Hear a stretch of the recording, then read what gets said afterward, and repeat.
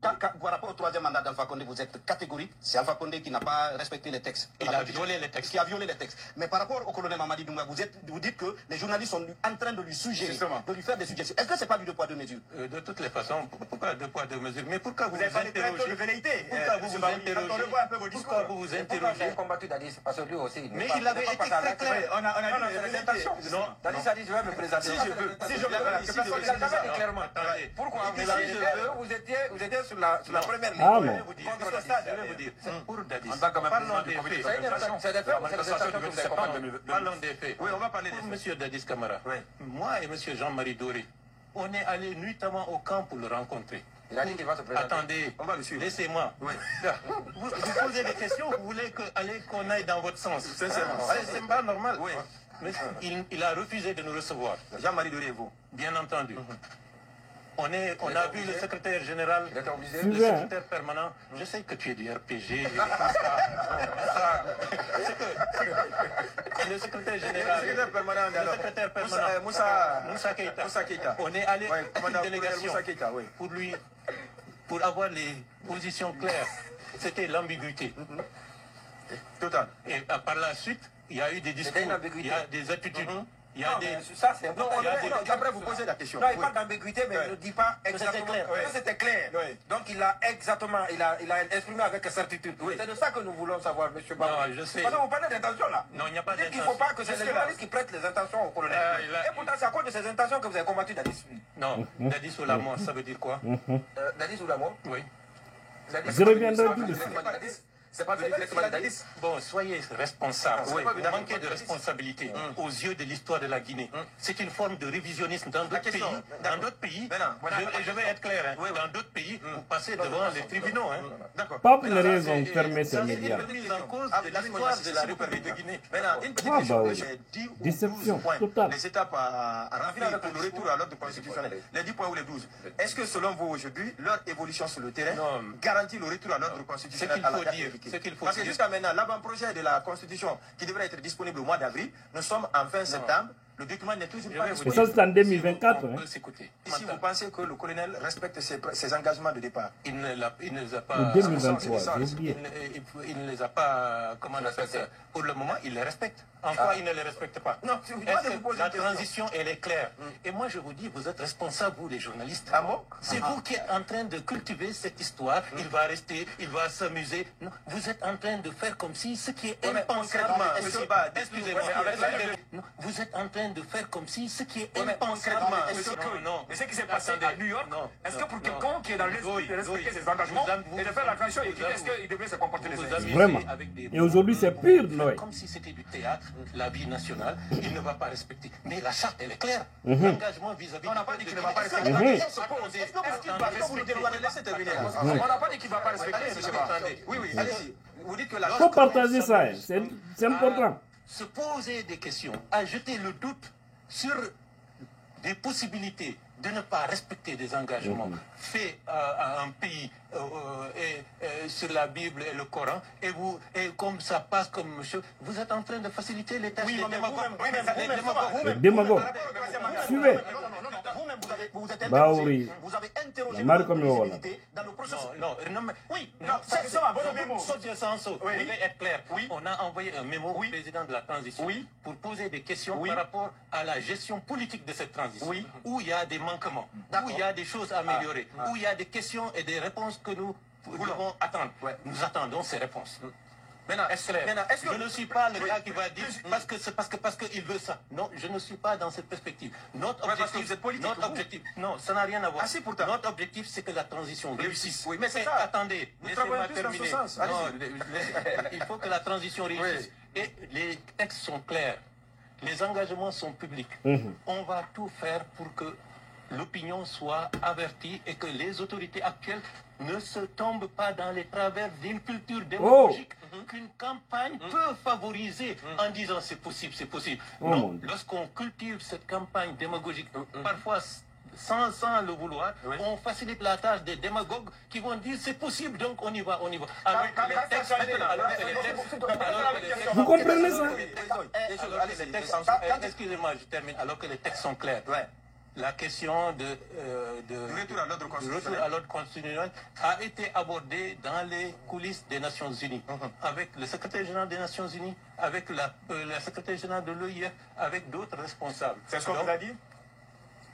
Donc, si la secrétaire générale de l'OIF dit que le processus de la transition guinéenne est dans une bonne phase, pour me résumer à cela, ça veut tout dire. Et ils vont apporter leur appui. Donc vous êtes d'accord que la transition est dans une bonne phase? Mais cela ne veut pas dire qu'on n'a pas des inquiétudes. Lorsque vous avez un match de foot, vous n'allez pas dire que toutes les 90 minutes... Mais ce sont ces inquiétudes-là, non. On ne doit pas s'interroger, est-ce que la victoire est possible ou elle n'est pas possible tant que le match n'est pas terminé. Si on doute de la victoire, cela veut dire qu'on est défaitiste, on est déloyal vis-à-vis de son équipe. Vous avez écouté ça, n'est-ce pas? On dit kendo, ko Baouri, Premier ministre, Mamadi Doumbouya Omneni, ko on no wolde di hala janki. Maintenant, on va écouter ça encore. Est-ce que vous êtes prêt à collaborer avec les nouvelles autorités lorsqu'on vous tend la main comme étant un futur ministre? Non, là, c'est exclu d'emblée. Vous cherchez la présidence, vous aussi? Il faut que... Je vais dire les choses clairement.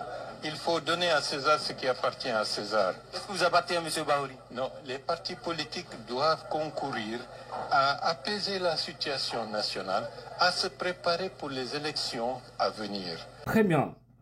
Vous avez écouté Baouri dans ses deux versions. Hinodo, ko kanyung bamamado Allah hino yafo, wonno wolde kam. Fala pullo yolam kono na pullo mo gaina taw. Artué une vidéo spéciale. Wodi comme yota do. Mais d'où vous avez vu ça, tout le monde a vu ça, n'est-ce pas? C'est pourquoi il est important. Leurs paroles d'hier là, c'est très important de les ramener aujourd'hui. Parce qu'ils sont en train de faire exactement le contraire de tout ce qu'ils ont dit hier. Et Dieu déteste ça. Allah n'aime pas ça. Allah yidaru. Wolo ndo hande jango wadanda. Allah yida. C'est une haute trahison. C'est pourquoi je vous dis, lui Baouri, il doit demander un pardon public. Alpha Condé. Hein? Et également à Moussa Dadis Camara. Parce que Moussa Dadis, il s'est opposé à la candidature de Moussa Dadis Camara. Il s'est opposé, il était farouche comme cela. D'accord? Et il a combattu Alpha Condé. On sait ce qui s'est passé jusqu'à vers la fin maintenant, voilà, lorsqu'il y a eu des deals là. Il est rentré au pays. Hein? Maintenant, c'est pour qui font le coup contre Alpha aujourd'hui, qui sont en train de faire pire qu'Alpha Condé. Et Baouri, qui s'est opposé à Dadis, qui s'est opposé à Alpha, aujourd'hui, et qui avait dit hier ce qu'il a dit ici, que vous-même vous avez entendu, je n'ai plus besoin de reprendre ça. Hein? Il nous avait dit que la charte, elle est claire. Et effectivement, elle est claire. Je vous dis, sur le karma, c'est Dieu. Dieu est en train de jouer un rôle important en Guinée, mais vous allez comprendre. Dans un bref futur. Si vous avez vu, personne ne les a poussés, personne n'a mis pression sur eux pour venir nous dire que personne ne sera candidat parmi eux. Et puis, ils ont joué avec le Coran et la Bible. Hein? Ils ont pris le Coran et la Bible pour jouer, parler, jurer. Et aujourd'hui, ils foutent ça par terre. Et ils pensent qu'ils vont réussir avec ça. Allah ne va pas accepter. Vous serez coincés, vous serez bloqués. Et tous les péchés sur vous là. Nous faut y attendre. Vous savez, quand je parle avec sincérité. Mais ça me choque la situation. Lorsqu'on a des cadres, des hommes qui ont fait des grandes études, mais qui n'ont aucun respect de la parole donnée, et qui accompagnent des collégiens, des lycéens, qui se sont accaparés du pays et du pouvoir avec des armes, qui s'imposent, qui les accompagnent dans cette fausseté. Je me dis, ce pays-là est bloqué, est barré. J'ai vu maintenant leur travail, hein, c'est d'envoyer les féticheurs, hein, qui vont même jusqu'à prier, les charlatans, qui prient avec Mamadi Doumbouya. dans les mosquées, le jour de l'affaire, vous avez vu le jeune qui était derrière Mamadi Doumbouya. Et c'est quelqu'un qui est dans l'affaire de fétichisme et autres là. Il travaille avec ces gens-là, affaire de galants. C'est pourquoi j'ai dit, ceux qui ont le Coran en main, ceux qui sont avec Allah, qui sont avec la parole de Dieu, et non pas ces fétiches. Parce qu'avec de vérité là, actuellement, pas pour ne rien les Guinéens, ben de mokala no mai.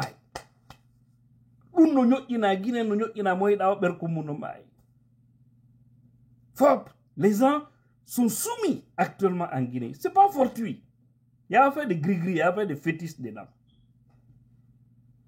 Mais vous qui avez le Coran, levez-vous, faites votre travail. Faites votre travail. Parce que ça là, ça doit laisser les Guinéens. Les Guinéens sont envoûtés. Ce qui se passe actuellement là, c'est ce qu'on appelle par exemple Nyami Djodo. Tu mens, tu t'assois. Tout ce que l'homme te dit, c'est ce que tu fais. Et actuellement, vous voyez la démagogie, la propagande. Et Baouri parlait ici exactement de cette affaire de démagogie. Et aujourd'hui, il fait partie de l'un des boss de cette démagogie en Guinée. Vous l'avez suivi tout récemment où il parlait. On famille, quand on famille, la même famille, au camp bébé famille. Ils sont eux qui ont créé ce faux slogan pour arnaquer le peuple. Pour maintenir Mamadi Doumbouya. En fait, il faut raisonner quoi, en fait. C'est pourquoi je vous dis, tous les moyens sont bons pour faire partie de Mamadi Doumbouya. S'il y allait donner la force à certains hommes en tenue pour faire face à cette situation-là, je vous jure, le peuple, ça sera salué par le peuple. Parce que tous ceux qui crient, c'est des opportunistes. Le jour où ils vont entendre Mamadi n'est plus aux affaires, ils vont se... Vous voyez, non? Quand vous voyez le chien dans la rue, la queue du chien, c'est toujours collé, non?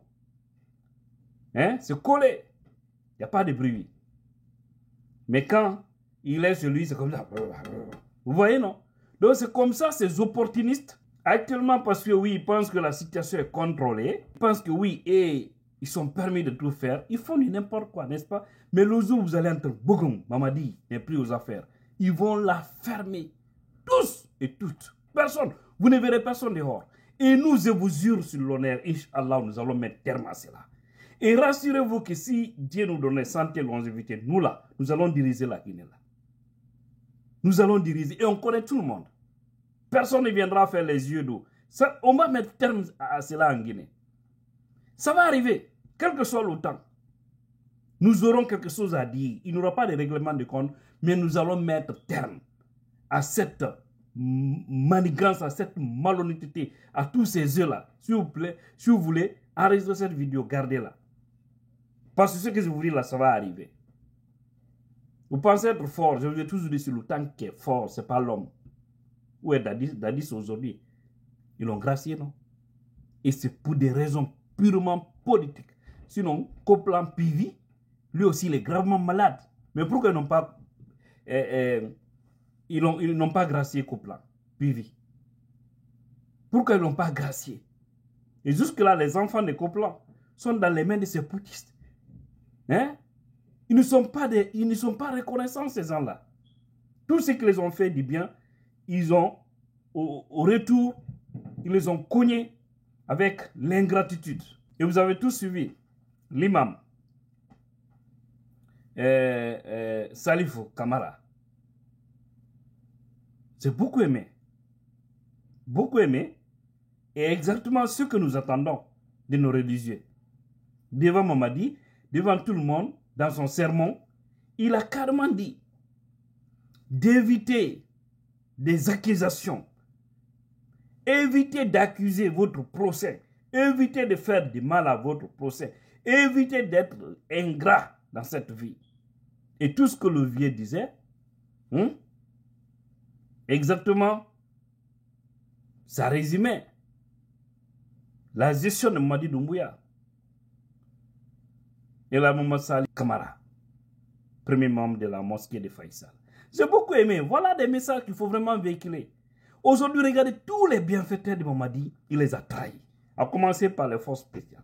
À commencer par, en allant vers les forces vives de Guinée. Hein? Le FNDC. l'UFDG. D'abord, son premier bienfaiteur, Alpha Condé. Parce que c'est une haute trahison. Il a trahi Alpha. Parce qu'il a fait le coup, on pensait que c'était pour du bien. Mais il fait plus qu'Alpha. Il fait plus mal qu'Alpha. Donc, tous ces péchés-là maintenant sont dans un fil. D'accord? Ça ne fait que monter. Ça va arriver à un niveau là. Pouf! Ça va exploser. Et lui, Mamadi va se retrouver par terre. Lui et tout son groupe, au fait. C'est triste, hein? Vous avez suivi Baouri qui avait dit qu'il n'est pas prêt à travailler avec ses gens. Et aujourd'hui, c'est lui qui fait la promotion de la propagande. Il souhaite que Mamadi se présente. Il souhaite, et les Maurice Sanda et autres là, des gens qui disent qu'ils ont fait des hautes études, des gens qui disent qu'ils sont des intellectuels, ils soutiennent le mal. C'est pourquoi j'ai dit, les hommes en tenue là, regardez-moi, je sais que vous me regardez très bien. Je sais que nous serons là. Et rassurez-vous que le peuple sera de votre côté. Tous ceux qui auront le courage de nous débarrasser de ce mauvais système, pas encore pour s'installer, mais pour nous organiser des élections dans 3 ou dans 6 mois, sans être candidat. Laissez le peuple choisir les futurs dirigeants. J'avoue que vous sortirez par la grande porte et nous allons vous célébrer. Vous serez des symboles. Tout homme en tenue qui va faire ça. Parce qu'il faut ça. Après, ils vont dire, non, vous êtes en train d'inciter les gens à faire ça. Pourquoi ils se sont attaqués tout récemment à Alpha Condé? Pourtant, Alpha était dans ses droits. Mamadi a fait, qu'est-ce que Mamadi a fait? Est-ce que Mamadi est allé par des urnes pour dire qu'on ne doit pas parler de ça? Mamadi a quelle légitimité? Il a quelle légalité? Rien absolument. Donc, tous les moyens actuellement sont bons pour lui faire partir. Parce qu'il a trahi. Quelqu'un qui trahit est un traître. Et les traîtres, il faut les mettre à leur place. Baouri, déception. Tous ceux qui les soutiennent aujourd'hui, c'est une déception totale. C'est la honte. C'est bien la puissance, votre bien-aimé.